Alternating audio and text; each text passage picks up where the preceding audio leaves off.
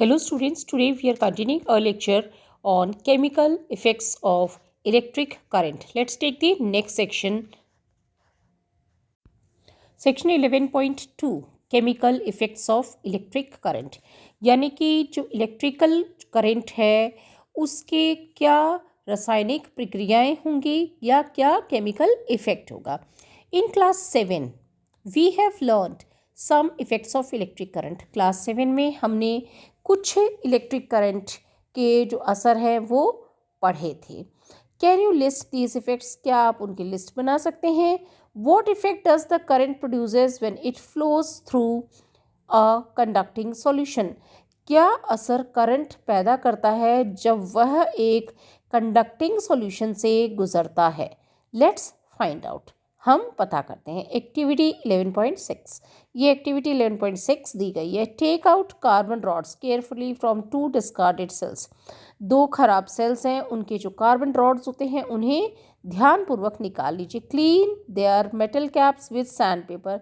उनके जो ऊपर पे मेटल कैप लगी होती है उन्हें आप सैंड पेपर से अच्छे से साफ कर लीजिए. Wrap copper wires around the metal caps. और ये जो मेटल कैप्स हैं carbon wrap copper wires around the metal caps of carbon rods and join them to a battery. जो कॉपर वायर है वो इन मेटल कैप्स के जो कार्बन के रॉड्स हैं उनके ऊपर जो मेटल कैप्स हैं उनके चारों तरफ लपेट दीजिए और उन्हें एक बैटरी से कनेक्ट कीजिए, जैसा कि यहाँ पे फिगर 11.5 में दिखाया गया है. We call these 2 rods electrodes. इन दोनों रॉड्स को हम इलेक्ट्रोड्स कहते हैं.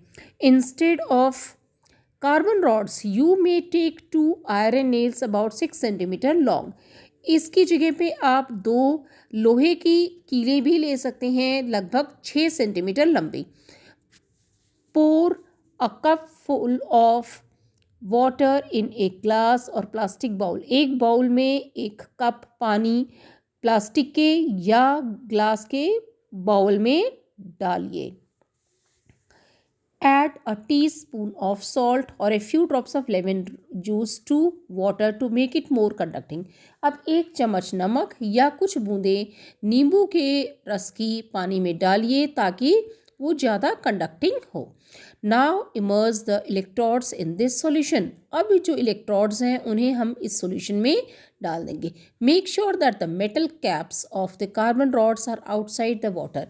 यह ध्यान रखा जाए कि जो मेटल की कैप्स हैं कार्बन रॉड्स की वो पानी की सतह से ऊपर हों. Wait for 3 to 4 minutes. 3-4 minute इंतज़ार कीजिए. Observe the electrodes carefully. अब इलेक्ट्रोड्स को ध्यानपूर्वक देखिए. Do you notice any gas bubbles near the electrodes? क्या आप कुछ गैस के बुलबुलों को उन इलेक्ट्रोड्स के पास में देखेंगे? Can we call the change taking place in this solution a chemical change? क्या जो बदलाव उस सॉल्यूशन में आ रहे हैं उसे हम एक केमिकल बदलाव या रासायनिक बदलाव कह सकते हैं. Recall the definition of chemical change that you learn in class 7. Class 7 में जो केमिकल चेंज आपने देखा है आप उसे याद कीजिए.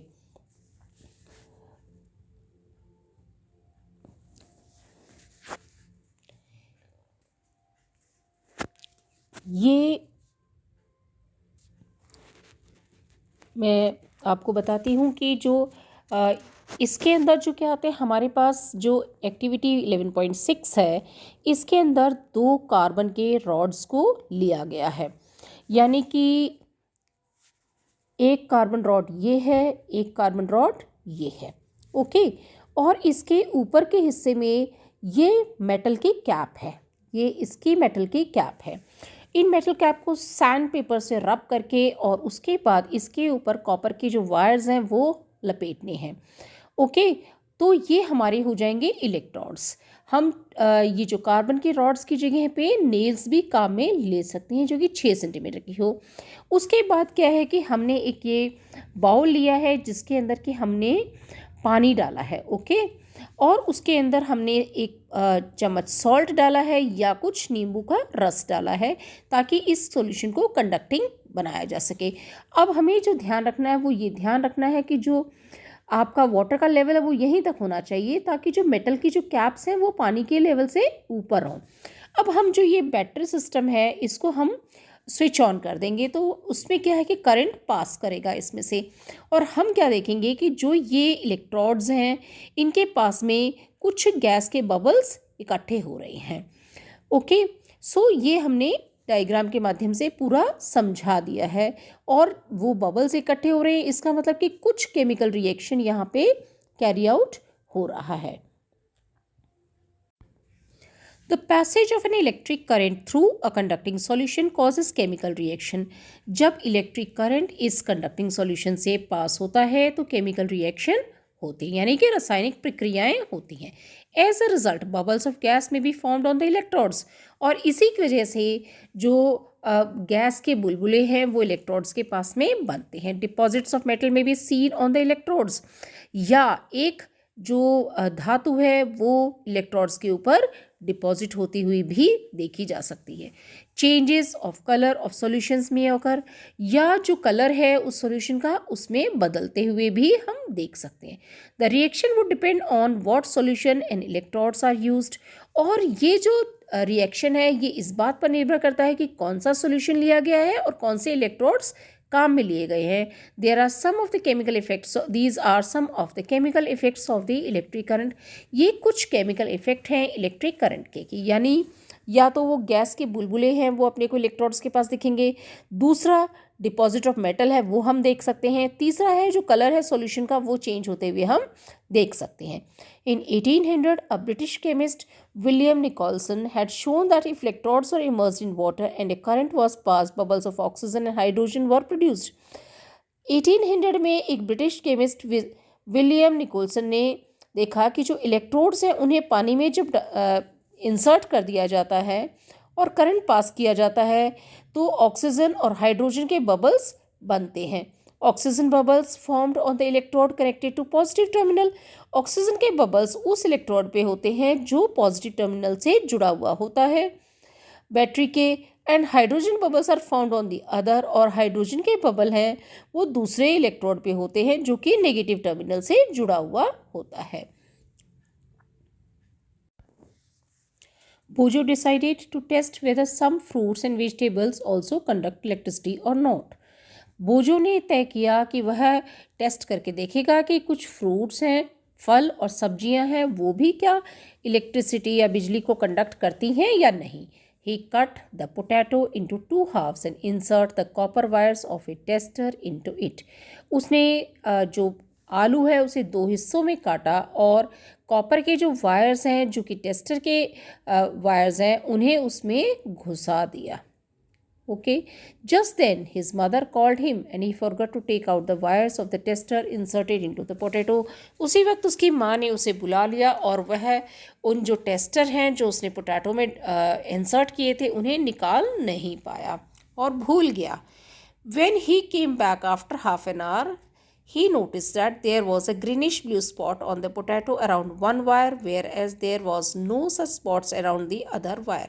जब वह आधे घंटे बाद वापस आया उसने यह नोटिस किया कि एक ब्लूइश ग्रीन स्पॉट पोटैटो में एक वायर है वहाँ पे है और दूसरी तरफ कोई भी स्पॉट नहीं है। जैसा कि हम ये देख सकते हैं कि यहाँ पे जो टेस्टिंग है फिगर 11.6 में, testing potato for whether it can conduct the electricity और it can not conduct the electricity. So या what changes it brings. So इसमें एक बच्चा है बोजो, उसने पोटैटो को कट किया 2 पार्ट्स के अंदर और उन दोनों पार्ट्स के अंदर जो टेस्टर है उन्हें इंसर्ट कर दिया और उसकी मदर ने बुला लिया। आधे घंटे बाद जब वह वापस आया तो उसने देखा कि एक ग्रीनिश ब्लू स्पॉट है पोटैटो में एक वायर के चारों तरफ और दूसरे वायर के चारों तरफ कोई भी स्पॉट नहीं है। जैसा कि ये अपन देख सकते हैं कि ये एक पोटैटो है, ओके, और इसके ये जो है स्पॉट है ग्रीनिश ब्लू स्पॉट है जो कि एक टेस्टर के अराउंड है और जो दूसरा है उसके अराउंड, दूसरा जो टेस्टर है उसके अराउंड कुछ भी नहीं है जब इलेक्ट्रिसिटी इसमें से पास करती है।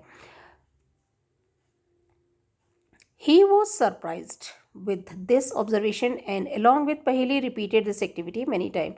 वह आश्चर्यचकित हुआ इस observation से और उसने पहेली के साथ इस activity को बार बार किया. They found that it was always the wire connected to the positive terminal which had greenish blue spot around it. उन्होंने देखा कि जो वायर है पॉजिटिव टर्मिनल से कनेक्टेड है वहाँ पे ही ग्रीनिश ब्लू स्पॉट है. They felt that this discovery was very useful because it could be used for identifying the positive terminal of a cell और a battery concealed in a box. और उन्होंने देखा कि ये बहुत काम का है कि इससे पॉजिटिव टर्मिनल है वो सेल का या बैटरी का पता किया जा सकता है जो कि एक बक्से के अंदर छुपा हुआ होता है. They decided to put their findings to children magazine और उन्होंने अपनी इस फाइंडिंग को बच्चों की जो पत्रिका है उसमें भेजने रिपोर्ट करने का तय किया. Remember that Boojho set out to test whether potato conducted electricity और नॉट. याद कीजिए कि बोजो ने यह देखने के लिए कि पोटैटो इलेक्ट्रिसिटी कंडक्ट करता है या नहीं है उसके लिए टेस्ट किया था. What he found was that current produced a chemical effect in the potato.